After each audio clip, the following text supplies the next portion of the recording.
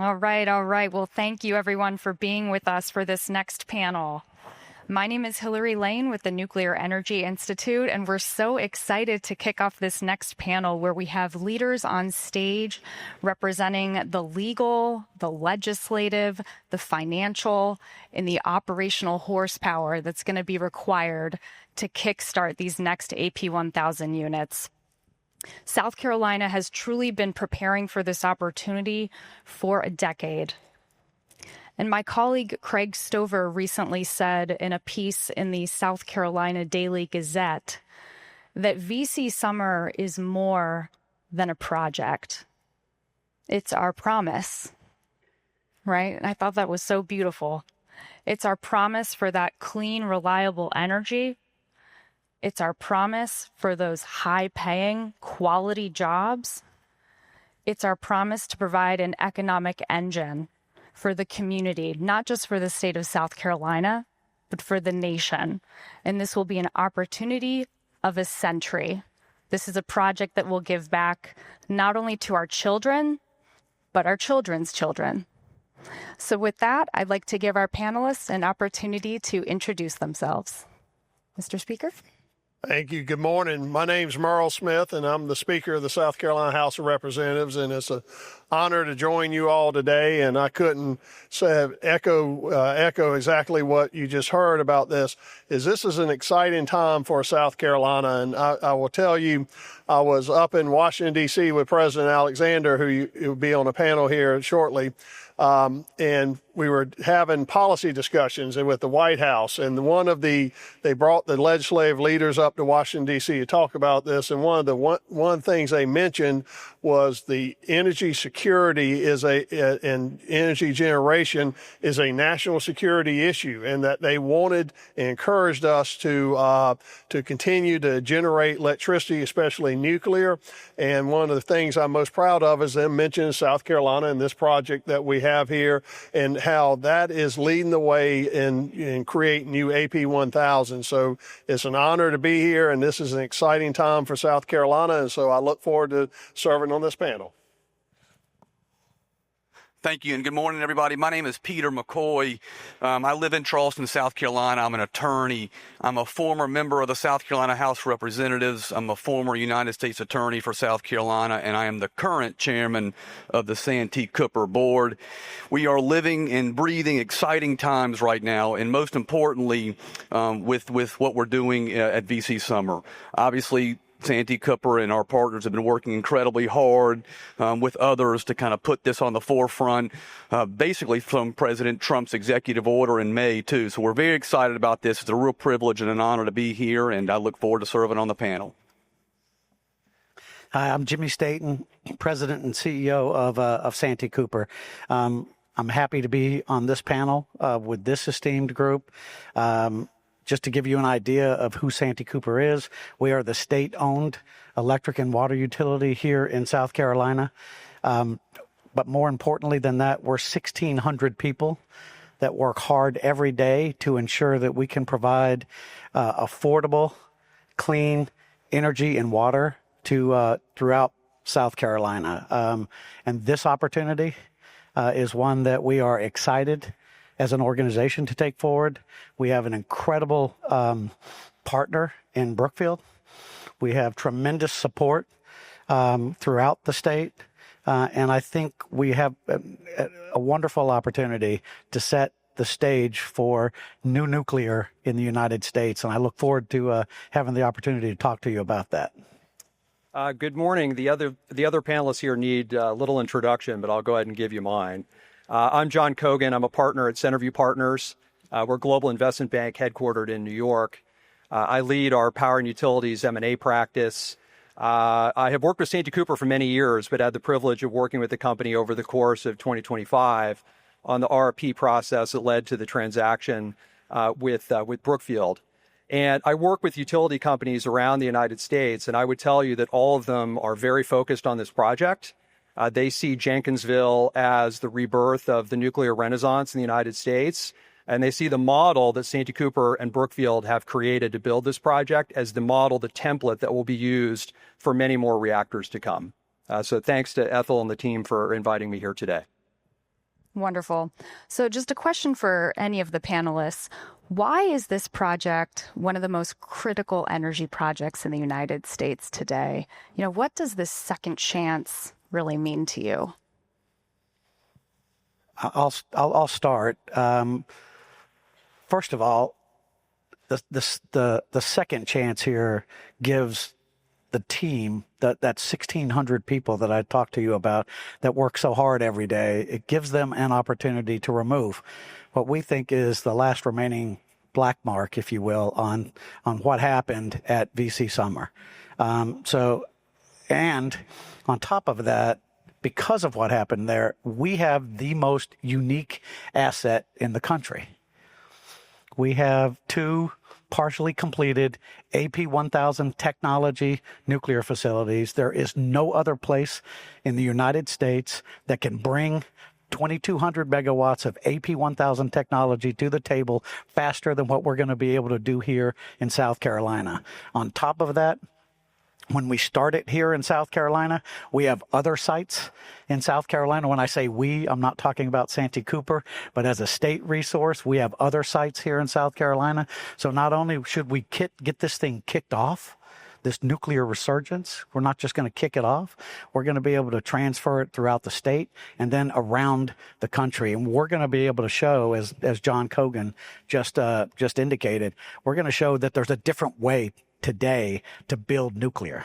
We're not going to necessarily build nuclear on the backs, if you will, of ratepayers. We're going to build it in conjunction with the federal government and with folks that know how to manage risk in a different way and are capable of being able to do that. So we think the changing paradigm and the speed that we can bring to the table, I think that's what makes us such a consequential asset. I also think when you look at this, one of the interesting things I had last week when I was in Washington was the Energy Secretary, Doug Burgum, spoke to us. And the one thing that he said, which really rang true with me, was that we are now in an arms race with China over AI. And we're leading the revolution of AI right now in this country. And what he talked about is national security, and that AI is the arms race of the 1980s, and that we have to win that arms race. And we cannot let China overtake us. And so how could China overtake us? Doing exactly what they're doing right now and creating more energy. They're building nuclear plants. They're building more generation in China. And that it's up to us, the states, to create more generation. And they believe nuclear is the way, is the path forward. And what they talked about was data centers, and how crucial data centers are to the infrastructure of AI. And this is akin to the railroads in the 1800s and the interstate systems in the 1950s, that we're going to have to build this AI infrastructure, and it's going to include data centers. And he implored us, the states who are going to move forward and be the innovators in generation, to invest into new generation, to invest into nuclear. And so I see this as an opportunity for South Carolina to be a leader in the nuclear renaissance of what's happening here. And we're going to be the one of the first to have the AP1000s built under the Trump administration, when they have put this new emphasis on this. So this is a transformational time for South Carolina, in our opinion. And I think, the sky's the limit for us as we continue to invest into new generation. And this is just the start of more nuclear capacity in South Carolina. And really and truly, I'd like to add, John hit the nail on the head when he gave his introduction. This is the nuclear renaissance, and we want to put South Carolina on the forefront of that. And how the landscape is different from the last go-round is simple. Number one, we have a president in the White House that wants this. Number two, we have a governor that is wholly supportive. Number three, we have legislative leaders like Murrell and others in the Senate that want this to happen. So this is all coming together at the perfect time, the perfect place, in the perfect state, in my opinion, South Carolina. Again, Jimmy also mentioned this too. We're doing this differently this time. This is not going to be on the backs of ratepayers. It's not going to be on the backs of our taxpayers in the state. Again, this is private business stepping up with help from the federal government to get this done. And again, the timing in the landscape, I think, is just absolutely perfect right now. Yeah, and one thing I'd add to Speaker Smith's point, if you look back over the last 10 years, China has installed 34 nuclear reactors. The United States has installed 2. And I thought when we started the RFP process in January of this year that my predicate was that this project needs to get done right for all the future nuclear reactors in the U.S. to move forward. And during the course of the RFP, we reached out to 100 parties, leaders around the globe in different parts of the nuclear ecosystem, many of whom are represented here today. But they agreed. This has to be first. We need to get VC Summer Units 2 and 3 done right, and that will lead to a lot more of these in the United States. So, Peter, Jimmy, we understand there was a very important board meeting in the last 24 hours. What can you share with the people? What can we share? John talked just a moment ago, about the RFP process, and I'll tell you, we ran John and his team with Mike Finnessy at Santee Cooper and the team that we have at Santee Cooper ran an incredible RFP process. And there was significant interest around the world, around the industry, to participate or to help us complete these 2 assets. But we had a group emerge, and that's our friends, our partners at Brookfield Asset Management. They had we believe they have the best proposal. They had the capability. We came to know that they have the capability to get it completed. They have the financial wherewithal to ensure that we could get this thing done. And so yesterday, we presented our a final memorandum of understanding to the Santee Cooper board, explaining all of the details of how do we get this project now moving? How do we move forward? And we had a very robust discussion with great questions from the board. But we were able to, at the end of the day, get that MOU approved. And so we are now partners with our friends at Brookfield, and you will see us start to move forward very, very quickly. And I'll just give you a couple of items that are included. I don't want to exhaustively go through the MOU, but there are a couple of things. At final investment decision, Santee Cooper's customers and Santee Cooper will receive about $2.7 billion. Our customers, those folks have been paying for these assets since their inception. And so that will enable us to give our customers, some relief, some rate relief for what they've been paying for. In addition to that, there's greater value. Santee Cooper will retain an interest in these assets. And so we will have a financial interest and a offtake interest. So we will be able to bring to our customers capacity and reasonably priced nuclear energy for the next 80 years. And so I look at it as it was a wonderful day, incredible support by the board of Santee Cooper for us to start the process of providing value back to our customers. It was a great day, quite frankly. And again, I think it was great for the people of Santee Cooper, and I think it's great for the state because the process now starts. The sprint part of this starts. How do we figure out how long this is going to take, what's necessary to get this thing done? Let's work together on that. We've got milestones in place to ensure that we work through all of those things. So again, the board approved that MOU. And we are formally partners with our friends at Brookfield, and Sam, I see you down there. Great to see you. We're ready to go. And Jimmy's exactly right. Yesterday was a very exciting day for the state, for Santee Cooper, and for our partners at Brookfield. And really and truly, the people who did the work, when you're looking at Brookfield, you're looking at Santee Cooper, they were working up until 7 a.m. yesterday morning to get everything right.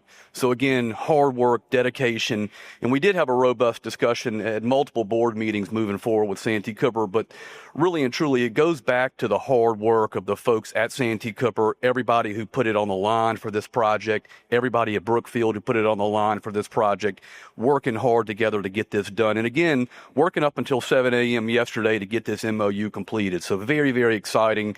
And again, the real dedication goes to the folks who put this into overtime to make it happen. So one of the most important things I just heard is that the completion will benefit the ratepayers. Without doubt. Significant benefit to our existing ratepayers. It'll provide additional resources. And Speaker Smith has already indicated we need every resource we can bring to the table in order to feed the enormous amount of growth that is coming to South Carolina and should come to South Carolina. And we do not intend to be the impediment for that growth. Fantastic. So, Mr. Speaker, let's move to you. So what kind of legislative groundwork really needs to be in place at the state level to kind of propel this forward? And are you seeing that level of bipartisanship that you had hoped for, like we are seeing at the federal level? Yes. So we passed the Energy Modernization Act this past session. And the amazing thing about this is this was the second year it had passed the House. It didn't pass the Senate in 2024. So we had it back again, passed it in the House. And this time there was not the division that you saw between the parties as it was in 2024, and it passed the House unanimously. And that was an overwhelming statement of the support we have for modernizing our energy generation in this state, for supporting this nuclear initiative here, as well as for reforming the regulatory environment. So I think we have put the pieces in place right now to be able to move this project forward, but also new generation in South Carolina.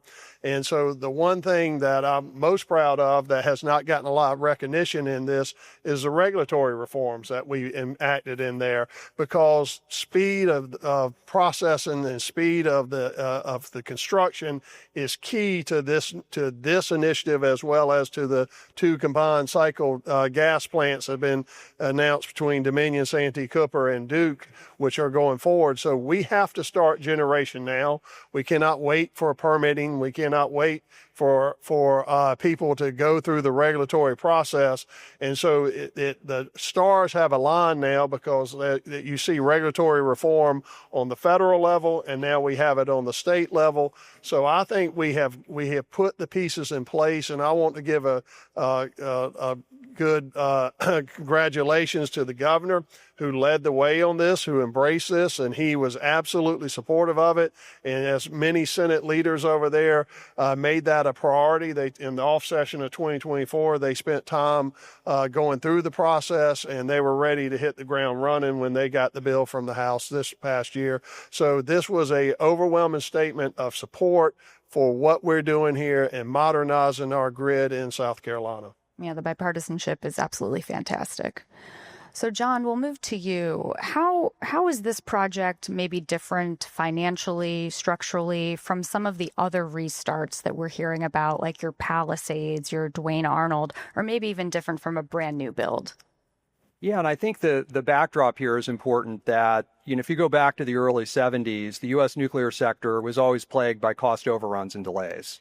And the model for every one of the 94 reactors that's operating in the U.S. is that a utility puts it on their rate base, puts it on their balance sheet, and the risk of those cost overruns and delays is borne by the customers. And that model has obviously failed across the country. And these projects are gigantic undertakings. So if you're Duke Energy, which is the third largest utility in the U.S. by market value at $95 billion, if they're to pursue two AP1000 units up at the Lee site, that's a $16, $18, $20 billion project. So it's really almost a bet the company type affair. So the historic model for building and financing nuclear in the United States no longer works. So you needed a new way to approach this, which, the Brookfield Santee Cooper team is bringing to the table. And that's where you find, off-takers like Google represented here, nuclear operators, capital providers like Brookfield, engineering firms, the U.S. government, all share in a little bit of the risk. Because importantly, when Santee Cooper launched the RFP on January 22nd, if you had access to the document, it had some important predicates. This is going to provide for economic development in South Carolina. It's going to provide rate relief for Santee Cooper's customers. And in no way, shape, or form are Santee Cooper's customers going to take on any risk of cost overruns and delays. And so this new model that's been put together, and obviously there's a lot of work to get it all finalized in the months and couple of years to come, I think, as I said before, I think this is the model that we're going to see implemented across the country to attack this problem. And hopefully, if we do 8 or 10 of these and the costs come down, then maybe utilities would embark in the more traditional format. But I think this is the winning formula for today, and it's a very, very different approach. So John and others can chime in. How does this redefine public-private partnerships? Well, I think John has talked about it. It is the paradigm that just didn't work. And so the idea that you have both tax credits in order to encourage the development of nuclear, and you have the federal government willing to stand behind loans. And then, as John said, I think the most critical part about this is that, like what we did at VC Summer, we needed to walk away because there was a disproportionate sharing of the cost increases and who was going to bear that risk. As John just said, I think that the difference here is now everyone has some level of skin in the game, so that you have to continue to move forward. We can't have another stoppage. And I don't think we will. So I think this new model that has been developed, again, we have better risk managers that are going to be able to help us manage the risks. You have the federal government that's willing to take some of that risk on. And then we expect, as we move forward with developers and folks that are going to construct this, that we'll all be in this together. So it's a new paradigm. We're excited about it. I think it's the right way to build nuclear for the future. And Peter, maybe you can chime in on this. As you were evaluating the partnership models and looking at those, what were some of your guiding principles as you evaluated all those different options? What was your kind of North Star, if you will? And that's a great question, because obviously we lived through a major issue that happened in the initial start of these AP1000s in VC Summer. And I lived through it as a legislator, and it was obviously very, very different. I think what really boils down to is communication and timelines. A lot of what happened last time, again, fell on the backs of ratepayers, fell on the backs of taxpayers.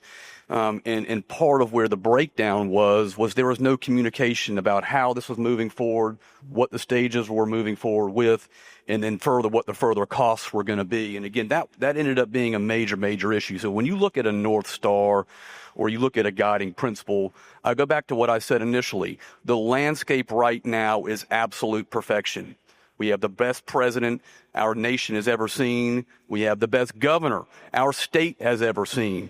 And the legislative leaders that we have right now are the best, in my opinion, as well. So again, when it comes to discussions, when it comes to communication, when it comes to further legislative needs, we all talk. We all say what we need, and most importantly, our partners talk. Santee Cooper and Brookfield will get together and talk this project through. And again, I think the model is perfection. I think the landscape is perfection, but I think where things are totally different from last time, it all comes down to communication. It all comes down to discussing this, and it all comes down to keeping this off of the backs of our taxpayers. Fantastic. So switching gears a little bit, we'll go to you, Mr. Speaker. Let's talk about manufacturing. So what is this project going to mean for South Carolina's manufacturing base, both for, new entrants, but also your existing vendors? Well, anyone who's been involved in economic development lately understands that we have challenges with providing power to new industrial prospects, especially the large loads. And so I think one of the things what got me interested in this whole process of our energy modernization was in 2023. I see my friend Greg Thompson here, and he's the chairman of our economic development corporation in Sumter. And we had a prospect that came to Sumter, and I can remember as clear as day that we went out to dinner, and they said, look, we got to make decisions, but obviously Sumter is our number one place that we want to locate. And so we thought it was a done deal. And then there was an announcement that was given by this company who had a facility over in a neighboring county, but they decided to go to Georgia. And so when we did some lessons learned, what happened? What did we do wrong? They said, you did nothing wrong. We wanted to be in Sumter, South Carolina. We wanted to stay in South Carolina. But the problem was there was a great difference between the rates given to us in Georgia and the rates in South Carolina. And that's when I started asking questions. Why do we have such high rates? And we realized we didn't have the capacity to generate energy here in South Carolina. We hadn't built a new plant in decades. And so that led to us appointing in the House a ad hoc committee to look at economic development and to look at energy modernization, which led to this bill that we had today. So in order for us to be successful, we've had a lot of success, and I credit Governor McMaster for that. He has been the economic development, the jobs governor that I have seen in my lifetime, and he's done a great job. But we are having an influx of new businesses. We're having an influx of new residents. And you look at the next 20 years, I see that about 6.5 million, we're about 5.5 million right now. But in the next 10 to 15 years, we're going to be pushing 7 million people. And that they need homes, they need new power, and these new businesses are generating are bigger load customers than what we have been we're used to. So what we have to do to continue to be competitive with Georgia, who has built the 2 nuclear plants at Vogtle, and North Carolina, is we have to be able to provide cost-efficient, reliable energy. And that is a key component of economic development. And I think when we have these new facilities go online, that we're going to be one of the leaders, and we're going to be one of the places that people want to come, because we can provide the power and the energy necessary at a competitive rate to our neighbors. Because I tell everybody in economic development, we are competing with the world, but at the end of the day, who we're really competing with are our neighbors. Georgia, North Carolina, and Tennessee. And that's who we generally see when we are looking at prospects. Those are the other states that they're considering. So we have to be competitive, and that's and power is one of the key components of us being competitive for economic development and for having a manufacturing state.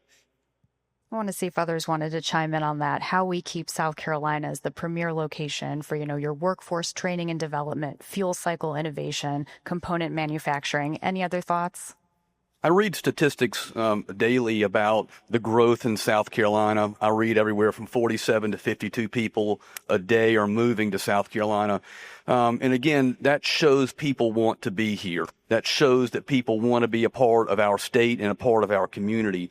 And John already mentioned this too. When you talk about the RFP that happened with this process, one of the key components was that economic development, was focusing on that economic development. And whoever we partner with, whoever we work with on these facilities needs to have a footprint here in South Carolina. And that's being established now. And I think it's fantastic. And again, part of that is being able to compete, as the speaker said, with our states that are neighboring us. Part of what we focus on at Santee Cooper and we work exceptionally hard to do is not only providing reliable power, but is providing cost-efficient, low power. We pride ourselves on that. And again, that's just going to continue. And with us being able to complete these nuclear reactors, it will be able to help drive the cost of what we serve our ratepayers with. So again, economic development's absolutely critical. But again, keeping up with the amount of people that are moving to our state is absolutely critical. And I would add the modernization of the grid, bringing new and different generation resources back to the table in South Carolina is going to create different jobs. different opportunities. We are going to work together on workforce development opportunities because, again, I think the number of opportunities to grow the nuclear fleet in South Carolina, we are going to attract new and different workers. We're going to utilize the technical schools in the state in different ways. We're going to have to leverage the USC and the other schools in the state to bring those new opportunities to the table. And I think all of that is going to happen. We're going to have folks that want to partner with us as we build this thing. They're going to move to South Carolina. So there's going to be wonderful opportunities for folks to both learn in South Carolina, live in South Carolina, and grow in South Carolina.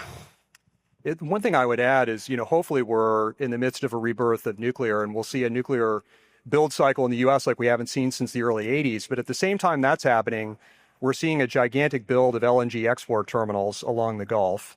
We're also seeing the biggest build of gas-fired generation in the last 25 years, including the project that Santee Cooper and Dominion are working on. And, oh, by the way, we're building data centers that are, 10, 15, $20 billion. All these projects effectively look to the same labor force and the same E&C community, and there is not enough. When I talk to my utility clients, the thing that keeps the CEOs awake at night is the lack of those two items to build their projects. And so for South Carolina, we've heard it from a number of speakers here already today, really ahead of the game in terms of labor force development and enhancing E&C capabilities, because that is going to be a game-changing element for states competing for these opportunities in the years to come. Great. So as we look at federal support, so Jimmy, when we look at things like loan guarantees, permitting acceleration, national priority designation by the president, what does that mean for the project? I think it provided its certainty. And that was one of the things that we were concerned about. What audience would we have? Would we be able to work with in order to move forward to complete this? Knowing that there are federal loan guarantees out there significantly increased the pool of folks that were willing to participate, move forward, because they're not taking all of that risk on their own shoulders. So that was critical. I applaud the president and for everything that he's done, including creating a partnership with the folks it's an $80 billion partnership with the folks at Brookfield to encourage the development of the supply chain so that we can deliver these 10 nuclear facilities. So it's all of that support. They are willing to put, they're betting.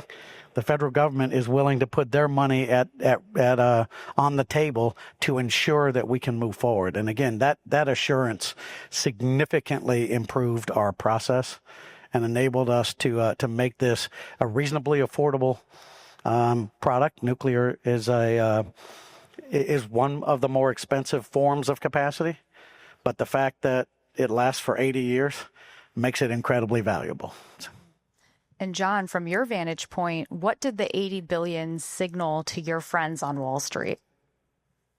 Yeah, that was one announcement that Brookfield made right around the time of the letter of intent being signed between the parties on VC Summer 2 and 3. So that is a really elegant solution for solving the problem, which is first of a kind or sort of first of a kind nuclear can be very expensive and has a history of overruns and delays. So folks in the nuclear industry had long advocated for federal support to do something to solve this problem. And what Lutnick and the others did at Commerce, along with Westinghouse, was really innovative, wherein the government will be, and I know there's a panel, I think the next panel, that will go into way more detail than I can, but it's effectively the federal government is serving as a conduit to purchase $80 billion of AP1000 kit from Westinghouse. And alongside that, you also have the Department of Energy is looking at ways to start funding long lead time equipment. And these are two really essential elements that are supposed to, bring down the cost and risk associated with these projects. So really critical support. Wonderful. So this is actually going to be our last question of the panel. So I'd like to go down and give all the panelists an opportunity to say, what is the most important thing we need to do next year in 2026 to ensure that South Carolina remains a nuclear leader? I guess you start with me is obviously from the legislative perspective is the enactment of this energy bill that we passed, making sure these regulations are, especially at DES, are being followed and expediting the permitting of this process. But, obviously we've got time to final investment decision. We got a year. I wish we could hurry that up some, but I can't control that process. But at the end of the day, I think, again, that the General Assembly, the governor, you hear from the state government of South Carolina that we are supportive of this project. We are invested. This is the future of South Carolina. And this is something hopefully that we're going to be able to look back on in decades from now to say this was one of the smartest moves that this state made. And it set us in motion for the prosperity that we're going to experience over these next few decades. And I also want to say that one of the things that you see, and y'all mentioned about jobs following some of this is going to create a lot of jobs and economic activity in South Carolina. We've already seen after the passage of this bill that that Kinder Morgan has announced their new gas line as we're going over there, which is exciting. And for those of you who understand our natural gas challenges in South Carolina, that we are going to be able to bring gas over to the coast, which is in desperate need of that. So a lot of things have come out of this decision today, and I tell you, we'll continue to see more announcements, more jobs created, and more exciting news for South Carolina. I heard all I needed to hear from Murrell. So basically, we just need to have governor support, which we have, and legislative support, which we have. This project would not be possible without them helping us, period. We need to get through this next year of due diligence. Obviously, that's critical, very, very important. But I'll tell you, when it comes to Fairfield County, where it comes to VC Summer, where this site is, that's special to me. That's where my family is from. My mom's family is all from Fairfield County. It's one of the poorest counties in the state. And this will do wonders not only for that county, for our state, but the surrounding counties when it comes to jobs, when it comes to educational opportunities. All of that will be hyper critical, and it will be so special once this project is complete. But again, getting through this next year will be very, very important. And I think, again, I come back to a point I made earlier. It just comes down to us all staying in communication. What do each other need? What do our partners need? How can we move this forward? How can we help move this forward? Any legislative hurdles that we do see in the future, regulatory hurdles that we see in the future, we want to be able to have that open line of communication, and we've got it. So I feel very, very, very confident. At Santee Cooper, we saw all the opportunities that have been discussed up here, the growth, the need for generation capacity, the fact that we had this wonderful nuclear or partially completed nuclear facility, but we still entered into this RFP with a little bit of trepidation. And that's in large part because of the history associated with it. And so I think from my perspective, you just heard it from Peter, we've got to drive forward. We absolutely have to continue to drive forward, but we have to remain transparent. And Santee Cooper is committed to being very, very transparent. But we've also got to put the history behind us. And we've got to be bold. That's what the Santee Cooper board did 7 years ago when we wanted to ensure that we were maintaining these facilities appropriately, and the governor and the legislature worked with the board to enable that to happen. That was a bold move on their part. We need to stay bold and move this thing forward, but most importantly, keep everyone aware, everyone apprised, and everyone engaged. And this is going to be a successful opportunity for all of us. Yeah, I would just add, this project will have 7,000 to 10,000 people working on the construction, a game changer for Fairfield County. So to me, what can the state be doing in 2026? It's really continuing what's already happening at state government and the university system. And I mentioned it before, the development of labor force is a major league critical challenge for the United States. And this is an opportunity for South Carolina to keep the lead that it's already built up. Fantastic. Well, to sum it up, it sounds like let's stay bold. Right? Let's stay bold, South Carolina. Well, thank you all for sharing your valuable perspectives on this important project. Let's give our panelists one more round of applause. Thank you.